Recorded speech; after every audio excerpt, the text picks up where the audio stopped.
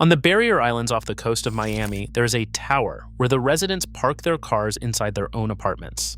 You drive into a glass elevator at street level, and a robotic system lifts you and your car hundreds of feet into the sky and sets you down in a living room where your Ferrari sits behind glass like a piece of sculpture. It is called the Porsche Design Tower. It opened in 2017. Lionel Messi owns space inside it.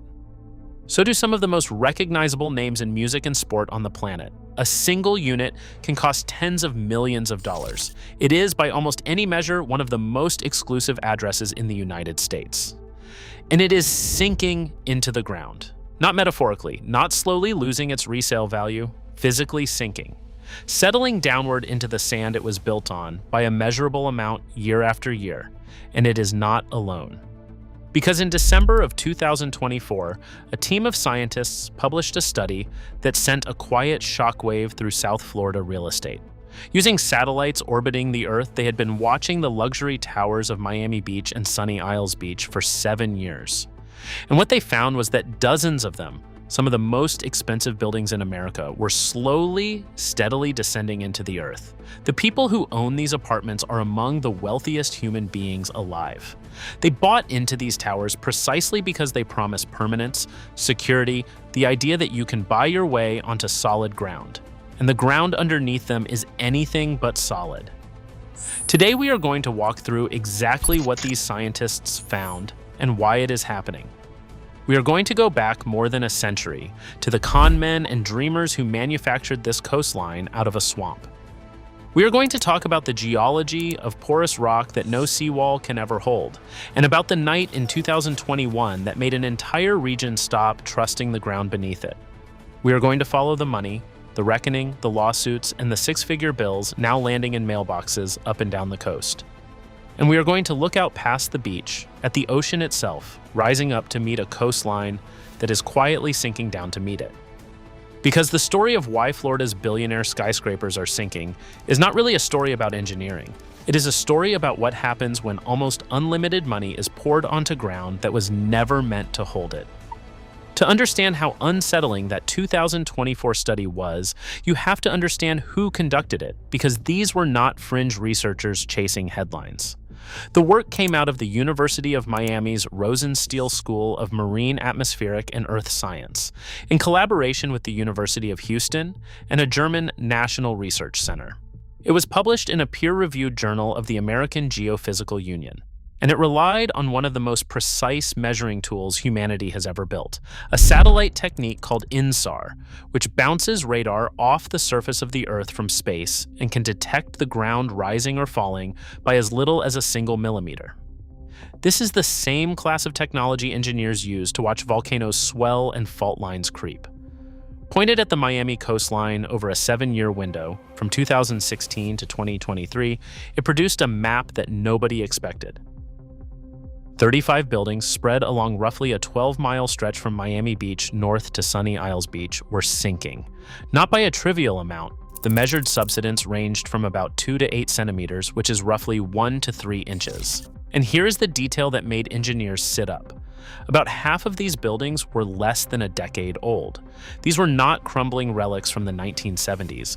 Many were gleaming, brand new luxury towers, some of them still finishing construction when the sinking began. The senior author of the study, a geophysicist named Falk Amelung, had spent 20 years studying land subsidence in cities all over the world. And he admitted something striking. He had never bothered to look closely at Miami because everyone simply assumed the ground there was stable. It was not. In parts of northern and central Sunny Isles Beach, the study found nearly 70% of the buildings were affected. Almost every tower standing right at the coastline was, in his words, going down. The list of affected buildings reads like a directory of global wealth. The Porsche Design Tower, which we started with, the Ritz-Carlton Residences, Trump Tower 3, the Trump International Beach Resort, the Surf Club Towers, the Faena Hotel, with its famously gilded interiors. These are the addresses where oligarchs and celebrities and hedge fund billionaires keep their winter homes, where a parking space can cost more than a house in most of the country. And the reason they are all crowded onto this one narrow ribbon of land is a story that begins more than 100 years ago, with a mangrove swamp, a broke avocado farmer, and a millionaire who made his fortune selling headlights. Because here is the thing most people never learn about Miami Beach. It is, to a remarkable degree, artificial. A little over a century ago, the barrier island that now holds tens of billions of dollars of glass and steel was not a beach resort at all. It was, in the words of the people who first tried to sell it, a mosquito-infested, uninhabitable tangle of mangroves and swamp, a low strip of sand and tidal muck barely rising above the waterline, used mostly by the Tequesta people for fishing and otherwise left alone. Growers tried to plant coconuts on it and failed.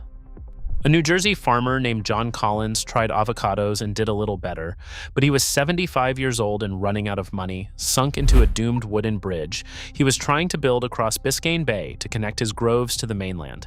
Then, in 1913, a millionaire named Carl Fisher arrived. Fisher had made his fortune in the automobile age, in headlights, and in the Indianapolis Motor Speedway, and he had the promoter's gift of seeing paradise where everyone else saw a swamp. He looked at that miserable strip of mangroves and imagined a playground for the rich. He loaned Collins the money to finish the bridge in exchange for a large chunk of the island, and then he set about doing something audacious. He began to manufacture land. He dredged sand and muck up from the bottom of Biscayne Bay and pumped it over the mangroves, filling in the swamp, raising the ground, and clearing away the very trees whose roots had held that shoreline together for thousands of years. He drained. He filled. He built roads and grand hotels, the Flamingo, the Nautilus, and he sold a dream. In March of 1915, the town was incorporated. Within a few years, the population of Miami Beach exploded, growing several 100% in a single 5-year stretch as the land boom of the 1920s took hold and millionaires raced to build estates along what they were already calling Millionaires' Row. And it is worth pausing on what actually happened there, because it is the original sin at the root of this entire story. A barrier island is nature's shock absorber. Mangroves, dunes, and shifting sand are supposed to move, to flood, to give way and recover, taking the ocean's punches so the mainland does not have to. Fisher and his partners looked at that living, breathing, deliberately unstable system and decided to freeze it in place, to fill it and pave it and stack it with permanent structures on ground they had literally pumped up out of a bay. And nature offered an early warning that they ignored. In 1926, a catastrophic hurricane roared straight over the young city, flooding the island, wrecking the boom, and reminding everyone briefly what kind of land they had chosen to build on.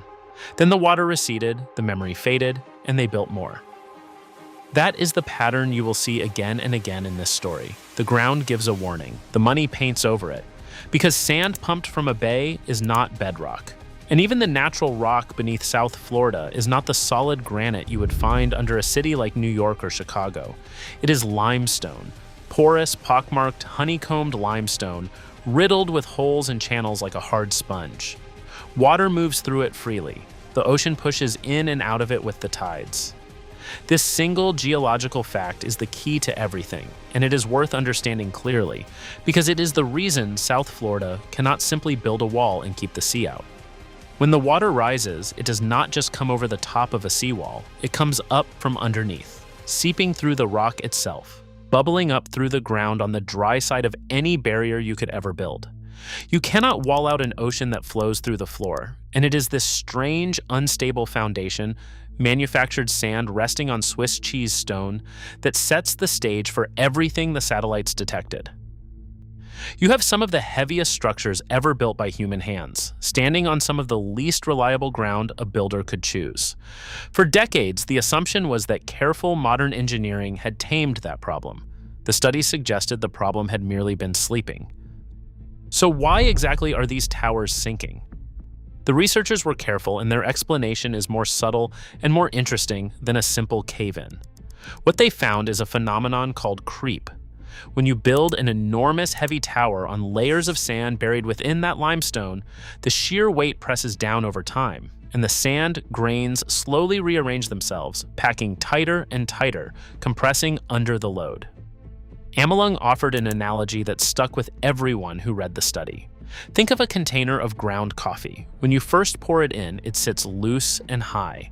But tap the container, shake it gently, and the grounds settle and compact, and the level drops, even though you have not removed a single particle. The buildings are doing exactly that to the ground beneath them, and their own colossal weight is the tap. But weight alone was not the whole story, and this is where it gets genuinely uncomfortable for the people putting up these towers.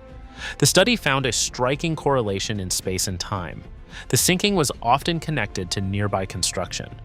When crews were driving piles, excavating foundations, and running heavy machinery to erect the next luxury tower down the beach, the vibrations rippled out through the ground and helped shake those sand grains into their tighter, lower arrangement. In other words, the very act of building the next billionaires tower may be nudging the last one deeper into the earth. Layer on top of that the constant movement of groundwater pushed in and out through that porous limestone by the tides and the injection of stormwater into the ground, and you have a mechanism that keeps the sand shifting long after the concrete has cured. The researchers noted that the subsidence often continued for years after a building was finished, which is not supposed to happen. Some settling during and just after construction is normal, expected, and carefully engineered for. Settling that keeps going year after year quietly is not. Now, it is important to be fair and precise here because this is exactly the kind of story that gets inflated into panic, and the truth is unsettling enough without exaggeration. The scientists were clear that they were not predicting these towers are about to topple into the sea. An inch or two of sinking, spread evenly across a massive foundation, is not by itself a catastrophe. Buildings can tolerate a surprising amount of uniform settlement, dropping gently and evenly like an elevator. The real danger is not sinking. It is uneven sinking, what engineers call differential settlement, where one part of a foundation drops faster than another, twisting and stressing the structure above in ways it was never designed to endure. That is what cracks walls, what jams elevator shafts out of alignment, what, in the worst imaginable case, can threaten the integrity of a building over time. The 2024 study was not a prediction of collapse. It was something more like a warning light glowing on a dashboard, a signal that the ground under these towers is doing something it was assumed not to do, and that somebody had better keep watching it very closely. Both of those things are true at once, and you have to hold both of them. There is no imminent disaster. And there is a real, measurable, previously invisible problem that no one was tracking until a satellite happened to catch it. And the reason that warning light lands with such crushing weight, the reason a study about a couple of inches of settlement can rattle an entire region, is that South Florida has already lived through the nightmare version of what happens when a residential tower fails. To understand why Miami reacted to a Subsidence study the way it did, you have to go back to the early morning hours of June 24, 2021. It was around 1:22 in the morning in the town of Surfside, just south of Sunny Isles. Most of the residents of Champlain Towers South, a 12-story beachfront condominium built in 1981, were asleep in their beds. And then, without warning, a large section of the building simply came down. Not tipped, not leaned. It pancaked. Floor slamming onto floor in a matter of seconds, collapsing straight down into a mountain of concrete and twisted steel and choking dust, with people still inside. What followed was one of the most desperate search and rescue efforts in modern American history. Crews digging through the rubble for weeks in the Florida heat, families waiting at the edge of the site for news that, for almost all of them, never came in the form they were praying for. By the time it was over, 98 people were dead. It remains one of the deadliest structural failures in American history, the kind of event that is not supposed to happen in a wealthy, modern country with building codes and inspectors. A residential tower full of sleeping families fell down in the middle of the night, and at first, no one could say why. The federal government launched one of the most extensive building failure investigations ever conducted in the United States, led by the National Institute of Standards and Technology. It took nearly 5 years. Investigators built full-scale replicas of parts of the building and tested them until they broke. They pulled concrete cores and rebar samples and studied exactly how the materials had aged and corroded over 4 decades of salt air. They used novel techniques, even analyzing the sound waves from videos of the collapse to reconstruct its timeline second by second. And in the summer of 2026, they delivered their findings. The collapse, they concluded, did not begin in a single dramatic instant. It began weeks earlier, and it began low, near the bottom of the building in the pool deck, specifically in the connections where the flat concrete slab of the pool deck met the columns holding it up. Those connections suffered what engineers call a punching shear failure, the columns effectively punching up through the slab like a pencil pushed through a sheet of paper. And once that started, it set off a slow, progressive chain of failures that finally, catastrophically, brought down the tower above. The investigators pointed to a combination of causes that had been quietly stacking up for 40 years. Design deficiencies, including structural elements that were simply not strong enough, and steel reinforcement that was misplaced or insufficient. Construction that deviated from even those flawed plans. Extra load piled on over the decades, heavy planters and added sand and pavers on the pool deck, weight the deck was never meant to carry. And running through all of it, the slow poison of corrosion, salt air and salt water working their way into the concrete for 4 decades and eating at the steel skeleton inside. And it was not as though no one had noticed. A report back in 2018 had flagged serious structural problems in the building. A repair program worth roughly $15 million had been debated and approved by the building's board. But the work had not yet started when the building came down. The warning had been given. The money had not yet moved. And here is the single most important fact in this entire story, the one that has to be stated plainly and without hedging. The investigation found that the sinking of the ground did not cause the Surfside collapse. Investigators specifically looked for it. They checked for sinkholes and voids in the limestone beneath the building. They checked for failure of the foundation piles. They used the very same kind of satellite data that would later reveal the subsidence up the coast, and they found no meaningful ground settling beneath Champlain Towers South in the years before it fell. The tower did not come down because it sank. It came down because of what was happening inside its own concrete and steel. Decades of design flaws and corrosion and deferred maintenance finally reaching a breaking point. So when you hear about Miami's towers sinking, it would be wrong, and frankly, it would be an insult to the dead, to say that sinking is what killed those 98 people. It is not. These are 2 separate stories, but they are connected in a way that matters enormously, and it is the reason we cannot tell one without the other. Because Surfside did something to South Florida that no engineering report ever could. It shattered the assumption that these beautiful coastal towers were unquestionably safe. It forced an entire region to look up at the skyline it had spent a century building and ask a question it had never seriously asked before. What is actually holding these buildings up, and how sure are we, really? And it was into that raw, frightened, newly skeptical environment that the sinking study arrived 3 years later. That is why a report about a couple of inches of settlement hit like a thunderclap. It landed on a population that had already watched a building full of sleeping people fall into the sand and was no longer willing to take anyone's comforting word that everything was fine. And so came the reckoning, because a tragedy like Surfside does not end with an investigation. It ends with laws and with money and with a wave of consequences that is still crashing over South Florida to this day. In the weeks after the collapse, the Florida legislature held a special session and passed a sweeping condominium safety law signed in May of 2022, which has been amended and refined several times since. And it fundamentally changed what it means to own an apartment in a Florida high-rise.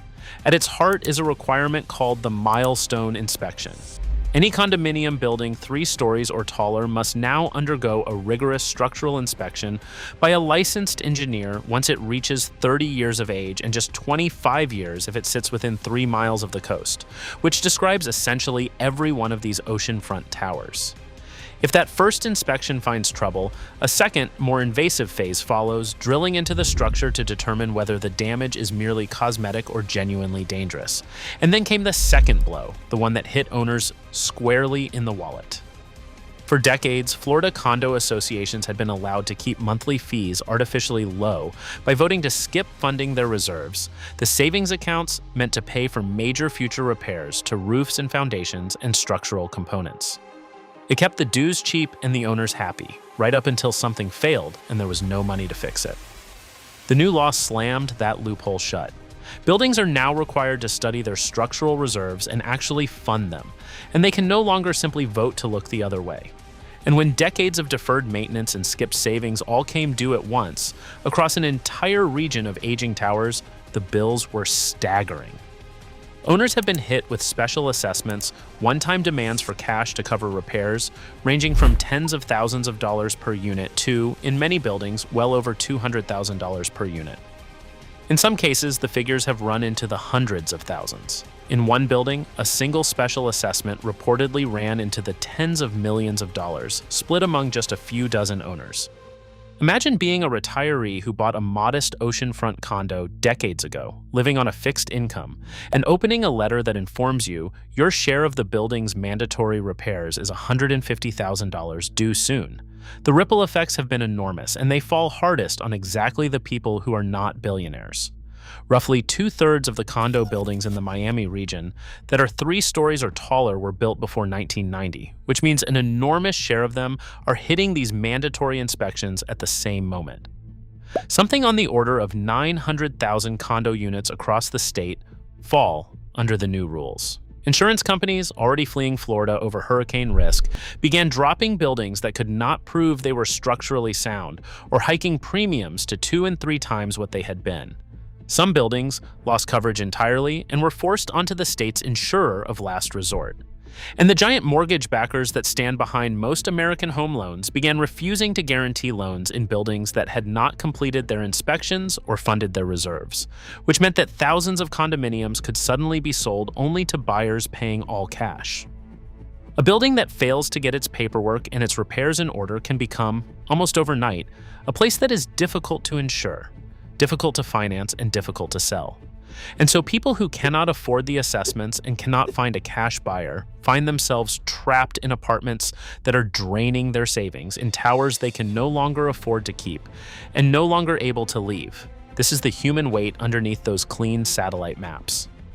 When scientists announce that a luxury tower is sinking an inch, the headline sounds like a curiosity, a problem for the ultra-rich and their sky garages. But the real dread it feeds is far broader. It is the fear of every ordinary owner in one of these older coastal buildings, lying awake wondering whether their tower is next on the inspection list, whether the next engineer's report will come back with a number they cannot possibly pay, whether the ground under their retirement is as solid as the salesman once promised. The billionaires in the Porsche design tower will be fine. They can absorb an assessment or simply walk away and buy somewhere else. It is everyone else on that coastline who has to lie in the dark and do the math. And here is the part that should reframe how you see this entire phenomenon. Miami is not a freak. Miami is not even unusual. It is simply one of the most visible nodes in a problem that is quietly gripping coastal cities all over the planet. Because South Florida is sinking, yes, but so is much of the developed world's waterfront. Consider New York. In 2023, researchers from the United States Geological Survey published a study with an almost unbelievable finding. New York City is slowly sinking under the sheer weight of itself. They calculated the combined mass of the city's roughly 1 million buildings at around 1.68 trillion pounds of concrete, glass, and steel, and they found that this staggering load is helping press the city down into the earth at a rate of 1 to 2 millimeters a year, and in some spots, on softer soils and old landfill, more than twice that. The lead scientists put it plainly, every time you build something heavy in New York, you push the ground down just a little bit more. And New York and Miami are getting off lightly compared to some. In Jakarta, the capital of Indonesia, decades of pumping groundwater out from under the city have caused parts of it to sink by as much as 11 centimeters a year, and a quarter of the city could be underwater by 2050. The problem has become so severe, so clearly unwinnable, that Indonesia is doing something almost without precedent in the modern world. It is abandoning its capital. It is building a brand new one hundreds of miles away on the island of Borneo and preparing to move the seat of a nation of hundreds of millions because the old capital is drowning. And it is not just these 3. A study of the 48 largest coastal cities on Earth found that 44 of them, nearly all of them, had areas sinking faster than the sea around them was rising. Venice, Mumbai, cities on every continent but Antarctica, all settling, all quietly going down. The great cities of the coast were built on the assumption that the ground beneath them would stay put, across the world, that assumption is turning out to be wrong. But subsidence is only half of the equation, and in the long run, it may be the smaller half. Because even as these towers settle a few inches down into the sand, the sea itself is rising up to meet them, patient and relentless, and South Florida sits directly on the front line. The ocean along this coast has already climbed roughly a foot since the early 20th century, and around 5 inches just since the early 1990s, and the rate is accelerating, not slowing.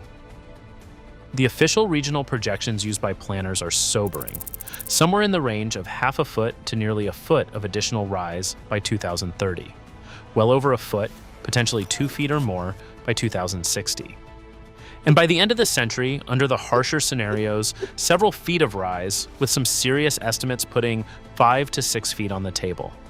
An inundation on that scale would not just flood a few streets. It would displace something like 800,000 people in Miami-Dade County alone, roughly a third of the entire population, and render a large portion of the city simply uninhabitable. You can already see the future arriving on certain days, with no storm anywhere in sight. On the highest tides of the year, seawater comes up through the storm drains and bubbles out of the ground and floods the streets of Miami Beach under a clear blue sky. They call it sunny day flooding, and it has become around 4 times more common than it was just 15 years ago. And remember why it happens. It is that porous limestone again. The water does not need to breach a wall or overtop a dune. It simply rises up through the rock from below, welling out of the ground itself. That is the cruel trap South Florida cannot engineer its way out of. You can raise the roads, elevate the buildings, install the pumps, and the ocean will still come up through the floor. And this is where the two halves of the story finally close together into a single, unforgiving equation. As the land subsides a few inches downward and the sea climbs a few inches upward, the gap between them, the distance the water has to travel to reach your door, shrinks from both directions at once. A building that is sinking is a building that is meeting the ocean halfway. Every inch the tower settles is an inch the sea no longer has to rise. The financial stakes attached to that equation are almost hard to comprehend. Analyses of the property exposed to sea level rise in Miami-Dade County have put the value at risk in the hundreds of billions of dollars, with some estimates approaching $400 billion in home value in that single county by the end of the century. Roughly a quarter of the homes in Miami sit in the zone that could be threatened by several feet of rise. This is not the value of a few beach shacks. It is one of the largest concentrations of coastal real estate wealth on the planet, and it is parked directly in the path of the water. Which brings us to the obvious question, the one that hangs over this entire story like a storm cloud. If the ground is unstable, if the buildings are measurably sinking, if the insurers are fleeing and the sea is rising, and a tower full of sleeping people already came down in the night, then why on earth do they keep building? And the answer is the same answer it has always been on this coastline, the same answer that motivated Carl Fisher to dredge a swamp 100 years ago: money. The land on these barrier islands is among the most valuable on the face of the earth, and a single luxury tower can generate hundreds of millions, sometimes billions of dollars in sales. The buyers are global, mobile, and largely insulated, more concerned with the view and the address than with reserve studies and inspection deadlines. Demand for a Miami penthouse with the Atlantic at your feet has not slowed, and as long as that demand exists, developers will keep finding a way to build, and engineers will keep finding a way to make it stand, at least for a while, on ground that was never really meant to carry it. The dredging never truly stopped. It just put on a better suit and learned to speak the language of luxury. So let me leave you with what we actually know. There is a tower on the sand where billionaires park their cars in the sky, and it is slowly sinking into the ground. There are dozens more like it up and down that coast, some of them barely a decade old, all of them settling downward at rates that genuinely surprised the scientists who measured them. Beneath them lies a foundation of pumped sand and porous stone, a coastline that human beings dredged into existence and can only barely hold in place. Not far away, a building full of sleeping families collapsed into that same sand, and though the sinking did not cause it, its fall taught a region to stop trusting the ground.